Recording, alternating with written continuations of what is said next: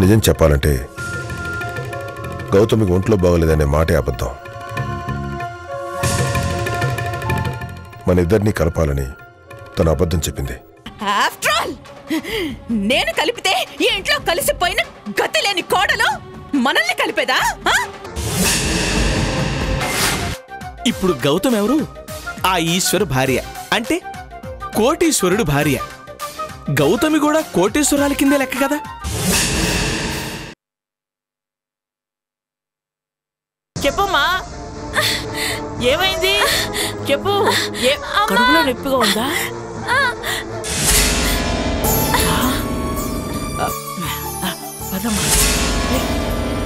అమ్మా, ఏమైందమ్మా? నువ్వు ఆగరా.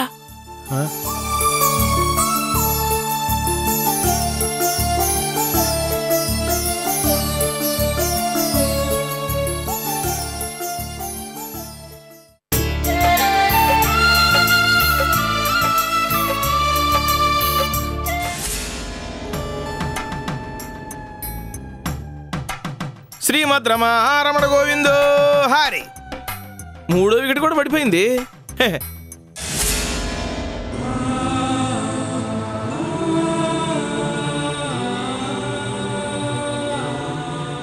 కాఫీ తీసురా.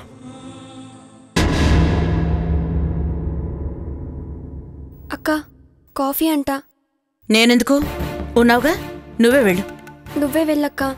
ఎందుకు? గుళ్ళో పూజార్లో ఎదురుగా నిలబడ్డాం.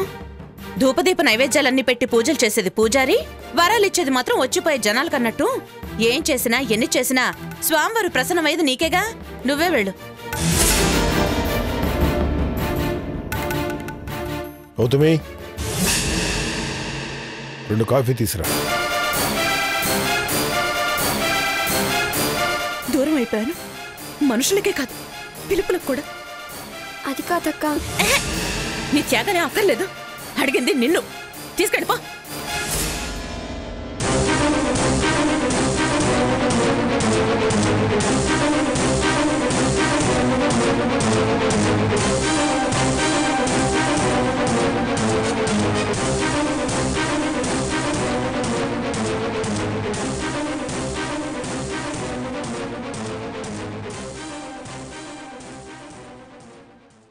అమ్మా గౌతమి.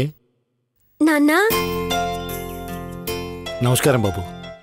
రండి రండి రండి, కూర్చోండి కూర్చోండి.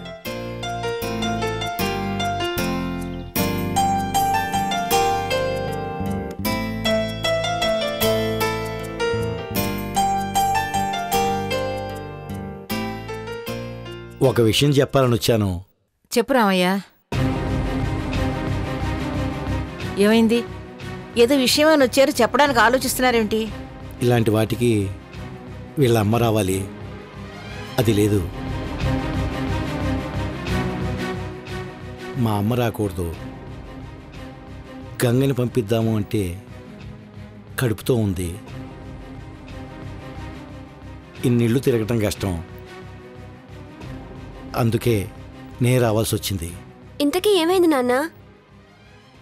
కృష్ణవేణి పుష్పవతి అయిందమ్మా. అవునా?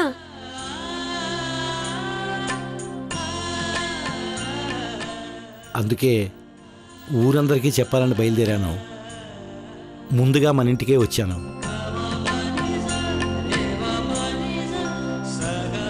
విషయం తెలిసిన దగ్గర నుంచి కాళ్ళు చేతులు ఆడటం లేదు. కాళ్ళు చేతులు ఆడకపోవడానికి ముందిద్దరు పెద్దవాళ్లే పెళ్లిళ్ళు కూడా చేసుకున్నారు. ఇది 3వది కదా, కొత్తే ఉంది.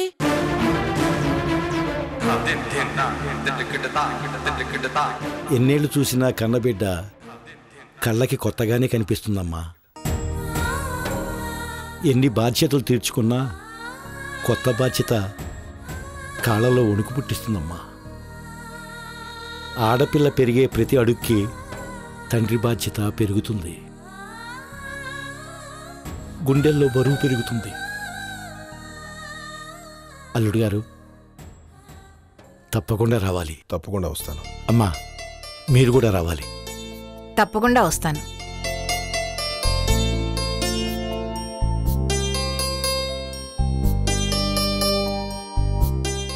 అమ్మా, చెప్పలేదనుకోవద్దు. దగ్గరుండి మీరంతా ఈ శుభకార్యం చేయాలి. అంతే. అప్పగింతలకి మాత్రం అందరికన్నా ముందు నేను తల్లనుకో చెల్లనుకో గోడ మీద పిల్లనుకో అని నా చేతిలో పెట్టి నన్ను ఎత్తున పెట్టారు. శుభకార్యానికి మాత్రం చిటార్ చివరన నేనా?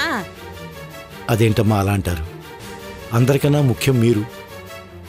నీకు తండ్రి లాంటి వాణ్ణి. నువ్వే దగ్గరుండి అన్నీ జరిపించాలమ్మా. మావయ్య గారు, పిలవటం మీ ధర్మం. పిలిచారు. రావటం రాకపోవటం అనేది వచ్చే వాళ్ళ ఇష్టాయిష్టాన్ని బట్టి ఉంటుంది. వస్తానమ్మా, తప్పకుండా రావాలి.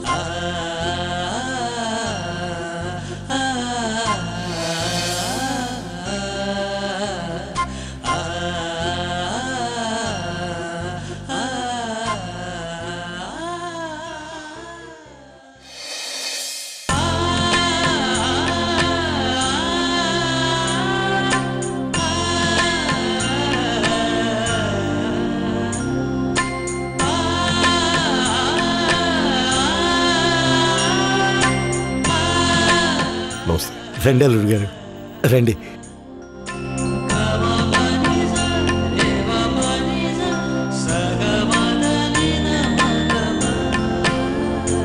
నమస్కారం. నమస్తే అండి. బాగున్నాను.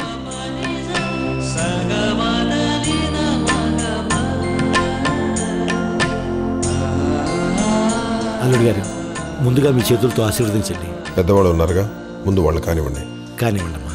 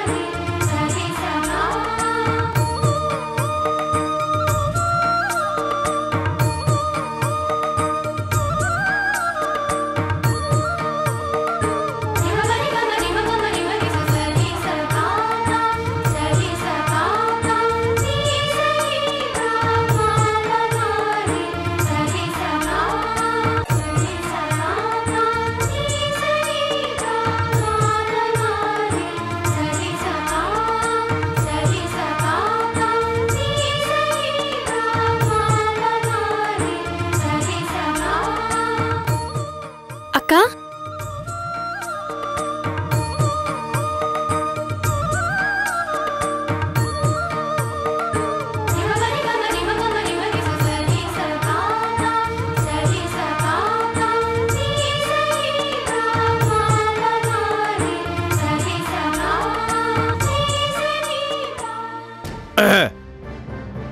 పెద్దల్లుడైన ఈ కుబేరమూర్తి జీవితంలో మొట్టమొదటిసారి పైసా వడ్డీ లేకుండా 1000 రూపాయలు చదివిస్తున్నాడంతే.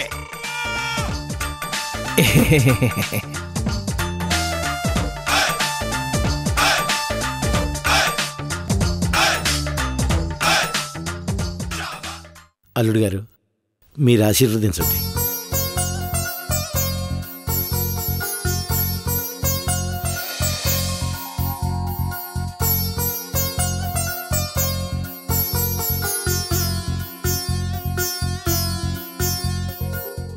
ఓస్ ఒట్టి ఆశీర్వాదాలేనా? వాటికే ఉందిలే. 25 సార్లు నెత్తిని చేయబెట్టినా పావలా ఖర్చు ఉండదు.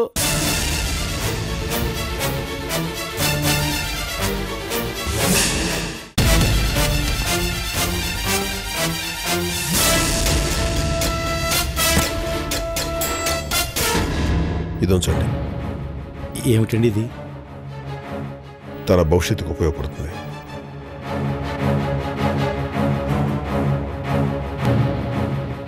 కృష్ణవేణి పేరుకి మరదలైన నా కూతురు లాంటిది. తండ్రిగా మీకు ఎంత బాధ్యత ఉందో నాకు కూడా అంతే బాధ్యత ఉంది. అందుకే అడ్డరోడ్డు పక్కన ఎకరా మాగాని తన పేరు మీద రాశాను.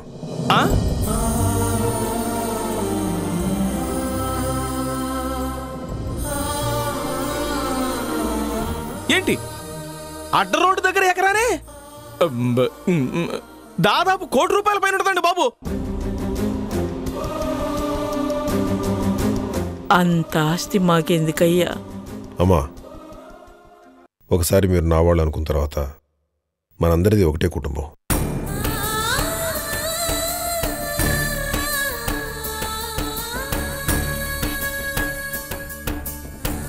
అయినా ఇంత డబ్బా?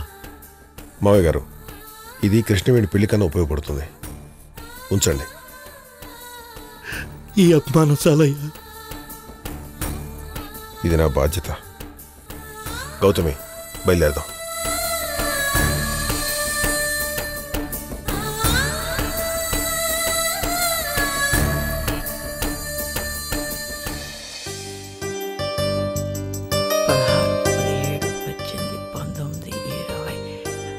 ఈ 2000 2000 3000 3000 4000 4500 ఇదొక 1000.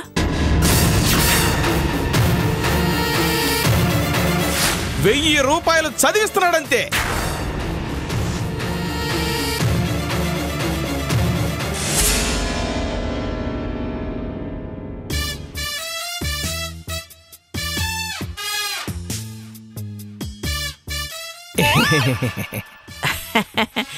మానవడా బామ్మ, నువ్వు ₹1000 నోటు ఇచ్చినప్పుడే అనుకున్నాను ఇందులో ఏదో మతలపు ఉంటుందని.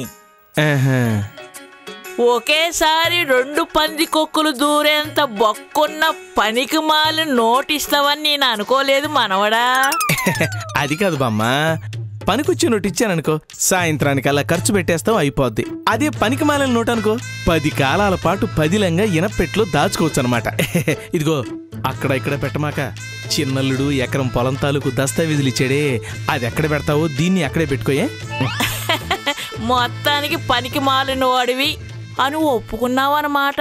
అయ్యో, పైకొచ్చే వాళ్ళందరూ పనికి మాలిన వాళ్ళలాగానే కనిపిస్తారు ఈ ముసలోళ్ళకి. ఎప్పుడు తెలుసుకుంటారో ఏంటో వీళ్ళు. ఈడి మొహం మండిపోను.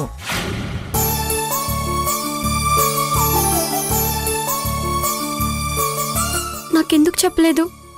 ఏ విషయం? ఏ గౌతమి, లే. నేను అక్కడే ఉండాలి, నీ కాళ్ళ దగ్గరే ఉండాలి. ఏంటి గౌతమి, ఏమైంది? ఏమైందమ్మా? ఏమీ లేదమ్మా. గౌతమి, పద. నన్ను మాట్లాడనివ్వండి, వీళ్ళందరికీ తెలియాలి. ఏమైందమ్మా? రుణపడిపోతున్నాను అత్తయ్య, రోజు రోజుకి మీకు రుణపడిపోతున్నాను. ఆయన కోసం నా మాతృత్వాన్ని ఇచ్చి రుణం తీర్చుకుందాం అనుకున్నాను, కానీ తీరేలాగా లేదు. ఆయన ఈరోజు నా చెల్లెలకే బ్రతుకునిచ్చారు. ఏం చేసావురా? ఏమి లేదమ్మా, వాళ్ళ చెల్లెలి ఫంక్షన్కి వెళ్ళాం కదా, ఆడపిల్లకి ఎందుకైనా ఉపయోగపడుతుందని 1 ఎకరా పొలం గిఫ్ట్గా ఇచ్చాను, అంతే. నేనే చెబుదాం అనుకున్నానురా, అమ్మ మన సెరిగి మంచి పనే చేసావు. ఏంటి మంచి?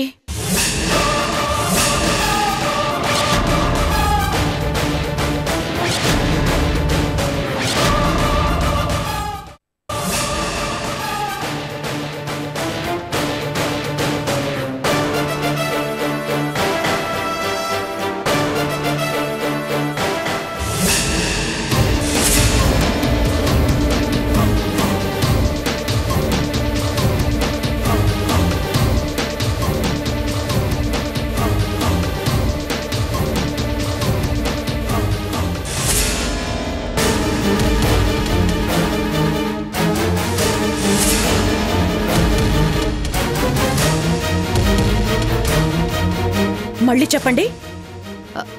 అనసూయ, ఏదైనా ఉంటే తర్వాత మాట్లాడుకుందాం. లోపలికి వెళదాం పదా. ఏంటి మీరు అన్నింటికి నేనున్నానంటూ వస్తారు? వచ్చింది అతిథిగా, అలాగే ఉండండి. ఇప్పుడేం జరిగిందమ్మా? ఇంకా ఏం జరగాలి? ఏదేదో జరిగిపోతున్నాయిగా. మీకేంటి? ఈ ఇల్లు నీది, ఈ ఆస్తి నీది అంటూ ₹1,00,00,000 పొలం రాసిచ్చారు. నా కొడుకు చెయ్యి బారుడు అని మీరు సర్టిఫికెట్ ఇస్తున్నారు. ఇక్కడ ఏం జరుగుతుందో ఈ ఇంట్లో నేను ఎవరినో నాకే అర్థం కావట్లేదు. అక్కర్లేకుండా పోయాను అందరికీ. పిచ్చి పట్టిందా నీకేమన్నా? ఇప్పుడు ఏమైంది నా అరుపులు? చేసిందంతా చేసి నన్ను అడుగుతారేంటి?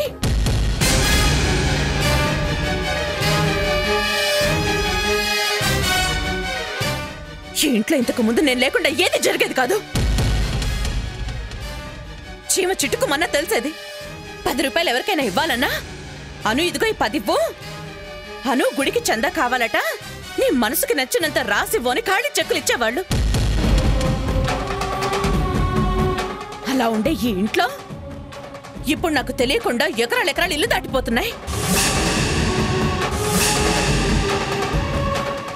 హే, అమ్మని చేసుకోవే అంటే ఆస్తులు సంపాదించుకుంటున్నావా?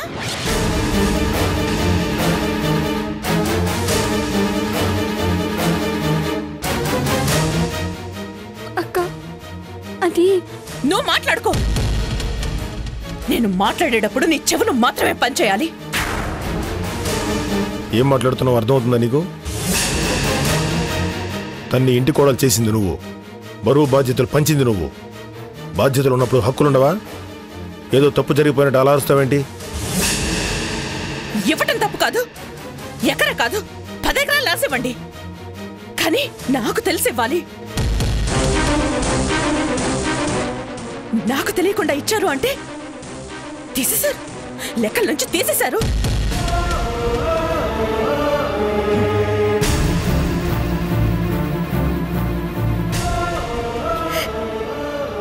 అదే నేను తట్టుకోలేకపోతున్నాను. నాతో చెప్పేదేంట్లే అనుకున్నారు. మీరు చంపినా తట్టుకునేదాన్ని. కానీ చిన్న చూపు చూసారే, దీనికేంటి చెప్పేది అనుకున్నారే?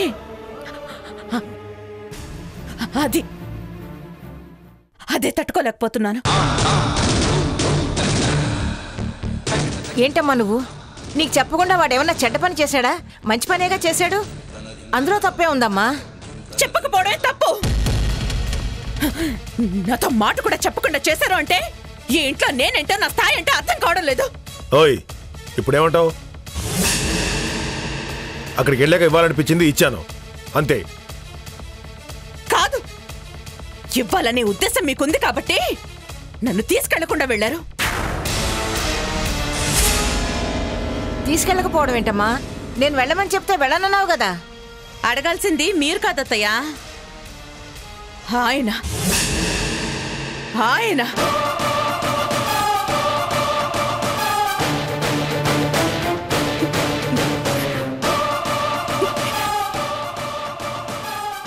ఆయన రమ్మంటే వెళ్దాం అనుకున్నాను,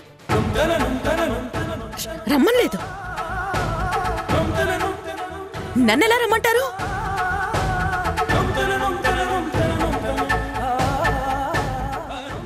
నన్నెందుకు తీసుకెళ్లలేదో నాకిప్పుడు బాగా అర్థమైంది. ఎకరం పొలం ఇవ్వాలనే ఉద్దేశం ఉంది కాబట్టే నన్ను తీసుకెళ్లలేదు. ఎందుకంటే నేను ఊరుకోను కదా. అంటే ఈ దురుద్దేశంతో నేను కావాలనే తీసుకెళ్లేదంటావా? ఇంకా ఆ స్థాయికి నేను దిగజారలేదు. ఆహా, మరెందుకు తీసుకెళ్లలేదు?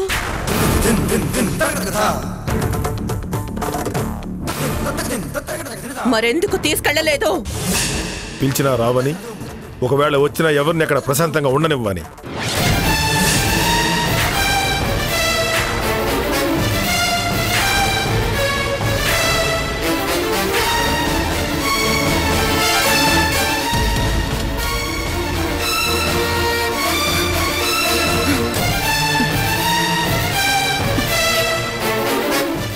ఇది కరెక్ట్, ఇది కరెక్ట్. నేనుంటే మీకు ప్రశాంతత ఉండదు.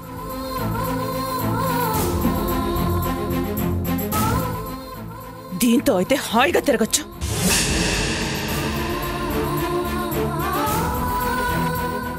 ఈ సమాధానం కోసమే ఎన్ని మాట్లాడాను. మొన్నేమన్నారు? గిల్టీ, తప్పు చేశాననే భావం అన్నారుగా. నన్ను దూరం చేసుకుని అన్నారుగా. మరలాంటప్పుడు నన్ను ఇంట్లో పెట్టుకుని దాన్ని తీసుకెళ్లారు. దీన్నే ఉంటారు దూరం చేసుకోవడమేగా.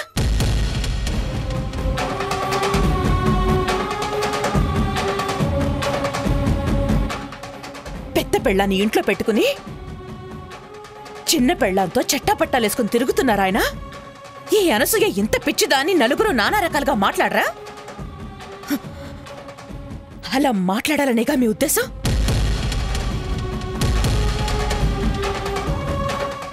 అర్థమవుతున్నారు, మీరు పూర్తిగా అర్థమవుతున్నారు.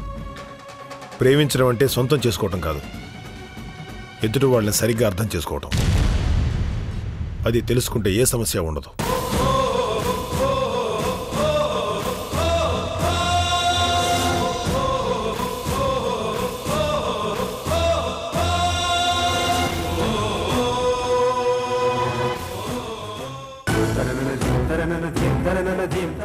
అక్క, నువ్వు ఇలా అనుకుంటావని తెలిస్తే నేను ఫంక్షన్కే వెళ్ళేదాన్ని కాదు. వెళ్ళకపోతే తన చెల్లెలు ఫంక్షన్కి కూడా గౌతమిని అనసూయ పంపించలేదంట అని ఊరు మొత్తం నన్ను ఆడిపోసుకునేవాళ్ళు. అలా కూడా నన్ను బతకనివ్వకుండా చేద్దాం అనుకున్నావా? బాగా మాటలు నేర్చు. నువ్వు మామూలు దానివి కాదే, ముచ్చువి.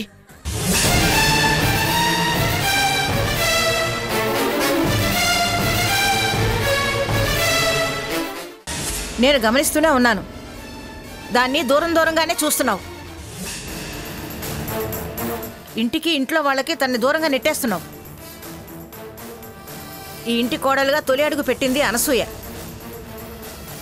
ఈ విషయంలో మరో పేరు రాస్తానంటే నేను ఒప్పుకోను. ఏంటి మీరు ఒప్పుకునేది?